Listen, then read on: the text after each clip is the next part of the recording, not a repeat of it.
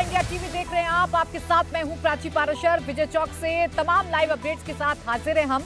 आपको हल्द्वानी हिंसा का एक एक अपडेट देंगे, बताएंगे आपको हल्द्वानी में क्या हो रहा है। लेकिन इस बीच एक बड़ी खबर मिल रही है। बड़ी खबर यह है कि बीजेपी और आरएलडी के बीच में जो गठबंधन है वो लगभग तय हो गया है और जो सीट का बंटवारा है वो भी लगभग तय हो गया है। आरएलडी और बीजेपी के बीच में अगर सीट शेयरिंग की आप बात करेंगे तो 2 सीटें बीजेपी आरएलडी को दे रही है और इन 2 सीटों पर बात बन चुकी है। आरएलडी को लोकसभा चुनाव में 2 सीटें बीजेपी दे रही है। बागपत और बिजनौर की सीटें हैं जो आरएलडी को भारतीय जनता पार्टी की तरफ से दी जा सकती हैं, एनडीए की तरफ से दी जा सकती हैं। इसके साथ ही साथ जानकारी यह भी मिल रही है कि एक राज्यसभा का सांसद भी आरएलडी का होगा, यानी एक आरएलडी का सांसद राज्यसभा में भेजा जाएगा एनडीए की तरफ से। और बार बार जो जयंत चौधरी की तरफ से डिमांड रखी जा रही थी कि यूपी सरकार में उनकी भागीदारी होनी चाहिए, इसीलिए आरएलडी का एक एमएलसी भी बनाया जाएगा। केंद्रीय और राज्य सरकार में भी जगह मिलेगी। तो इस वक्त की बड़ी खबर आपको बता रहे हैं, आरएलडी और बीजेपी के बीच में सीट शेयरिंग का फॉर्मूला भी तय हो गया है,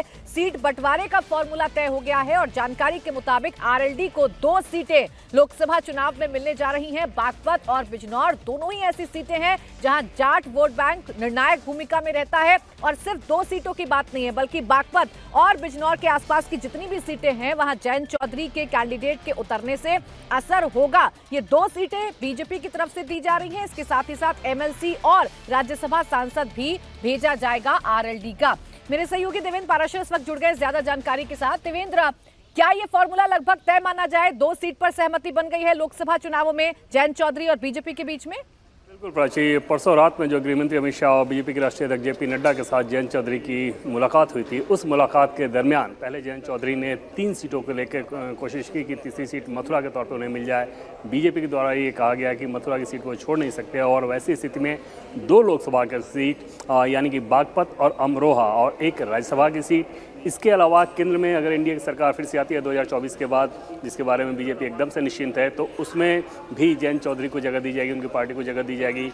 उत्तर प्रदेश में राज्य सरकार में भी जगह दी जाएगी, वहाँ पर 1 मंत्री पद मिलेगा। इसके अलावा उत्तर प्रदेश में 1 एमएलसी का पद भी दिया जाएगा। और राज्यसभा कैंडिडेट के बारे में भी बातचीत हो चुकी है। जयंत चौधरी की पार्टी के भी एक नेता हैं जो कि मूलतः बीजेपी में रहे हैं पहले, तो उनको राज्यसभा भेजा जा सकता है। हालांकि इस बात को लेकर भी चर्चा हुई थी कि क्या उनको गवर्नर बनाया जाए, तो इन सारे पहलुओं को लेकर पहले बातचीत हुई, फिर राज्यसभा दिया गया। और लोकसभा सीटों की बात करें तो बागपत से खुद जयंत चौधरी चुनाव लड़ेंगे और जो बिजनौर की जो सीट है वहाँ से जो मलुक नागर जो कि अभी बीएसपी के सांसद है, हमारे सोर्सेज ये बता रहे हैं कि जयंत चौधरी उनको बिजनौर से उतारेंगे और उनके कैंडिडेचर को लेकर भी बातचीत हो गई है। तो आप समझ सकती हैं कि उत्तर प्रदेश के चुनाव के लिहाज से, लोकसभा चुनाव के लिहाज से उत्तर प्रदेश में बीजेपी ने पश्चिम उत्तर प्रदेश में जिस इक्वेशन की कोशिश की थी वो इक्वेशन सफल होता नजर आ रहा है। हालांकि यहाँ पर प्राची एक बात ध्यान देने वाली बात है कि इस बार की जो पहल हुई है वो जयंत चौधरी के तरफ से पहल हुई है, बीजेपी ने रिस्पॉन्ड किया है। जयंत चौधरी के पीछे से के तरफ से पहल की पहली बड़ी वजह ये थी कि अखिलेश यादव की कुछ शर्तों से वो बहुत नाराज़ थे। मुजफ्फरनगर सीट पे को लेकर बहुत तानातनी हुई थी। इसके अलावा अखिलेश यादव जो 7 सीटें दे रहे थे उसमें कई कैंडिडेट्स उनके थे, सिंबल सिर्फ आरएलडी का हुआ करता था और वहाँ पर जयंत चौधरी को बात नागवार गुजरी। दूसरी तरफ एक बड़े नेता ने जयंत चौधरी को समझाया कि अगर आप बीजेपी में आते हैं, बीजेपी के साथ गठबंधन करते हैं, तो जितनी भी सीटें लड़ेंगे चुनाव में जीतेंगे, केंद्र में सरकार में भागीदार होंगे, राज्य में होंगे। समझा जा सकता है कि जयंत चौधरी के लिए विन विन सिचुएशन था। उन्होंने हाँ कह दिया। अब औपचारिकता है ऐलान होने की। प्राची, बिल्कुल, और इस औपचारिक ऐलान का इंतजार तो देवेंद्र किया जा रहा है। अभी भी इंडिया अलायंस मानने को तैयार नहीं है कि जयंत चौधरी उनका हाथ छोड़ रहे हैं, जयंत चौधरी भारतीय जनता पार्टी के साथ जा रहे हैं। लेकिन अगर जयंत चौधरी एनडीए के साथ मिलकर चुनाव लड़ेंगे तो जो मुश्किल सीटें बीजेपी के लिए रही हैं देवेंद्र 2019 के चुनावों में भी, जो खासकर पश्चिमी उत्तर प्रदेश की सीटें आती हैं जहां जाट वोट बैंक निर्णायक भूमिका में होता है, लेकिन एमवाई समीकरण यानी मुस्लिम फैक्टर को भी यहाँ पर डिनाई नहीं किया जा सकता है, तो उन सीटों को जीतने में बीजेपी को फायदा होगा।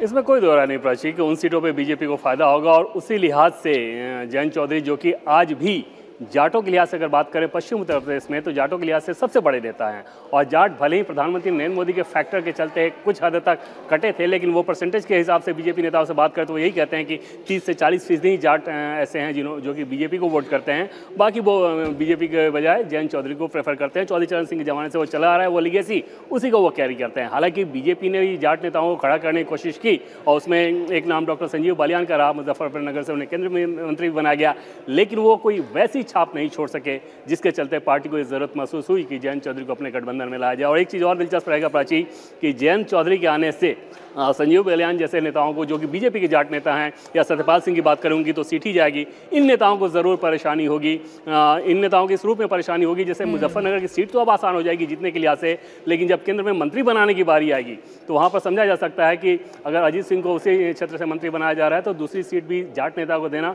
इतना आसान फैसला नहीं रहेगा। तो वो परेशानी भले हो, लेकिन ओवरऑल पार्टी के हिसाब से देखें तो निश्चित तौर पर पार्टी उत्तर प्रदेश में जिन 80 के 80 सीटों का दावा करती है, उसके लिहाज से तैयारी कर रही है, उसके लिए भी ये कदम जरूरी था कि पश्चिम उत्तर प्रदेश की अपने सारी सीटों को मजबूत कर ले। और अब समझा जा सकता है कि बीजेपी तैयारी तो जबरदस्त देवेंद्र इस वक्त नजर आ रही है भारतीय जनता पार्टी की, और ये तैयारी जयंत चौधरी के आने के बाद और भी ज्यादा मजबूत नजर आती है ताकि 80 में से 80 सीटें बीजेपी जीत सके। शुक्रिया आपका देवेंद्र तमाम जानकारी के लिए।